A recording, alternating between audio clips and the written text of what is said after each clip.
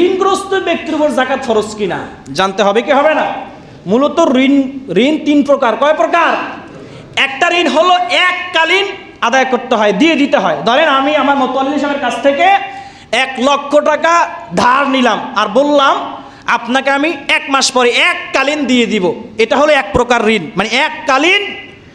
এরকম যদি ঋণ হয় তখন আপনি হিসাব করবেন আপনার কাছে যে টাকা পয়সা আছে, অর্থ আছে, আপনি হিসাব করবেন যে এই 1,00,000 টাকা বাদে যদি এক নিসাব পরিমাণ সম্পদ থাকে তাহলে আপনি যাকাত দিবেন, আর না হলে যাকাত দেওয়া লাগবে।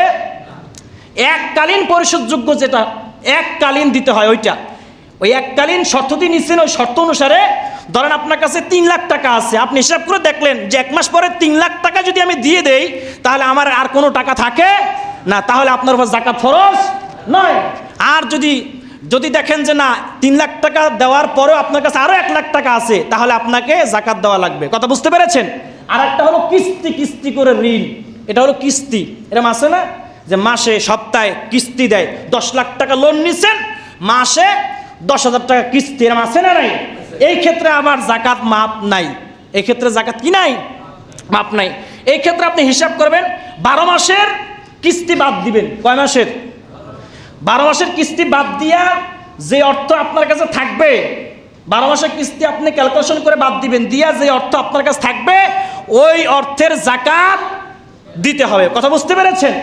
আর 3 নম্বর যেটা ঋণ, যাকে বলা ঋণ খেলাফি, আপনি 10,000, 13,000, 1,000 কোটি টাকার ঋণ নিয়েছেন। বড় বড় ব্যবসায়ী যারা আছে না, এই ঋণ নেয় ব্যবসা করার জন্য, এদের উপরে যাকাত ফরজ, মানে ডাবল ফরজ।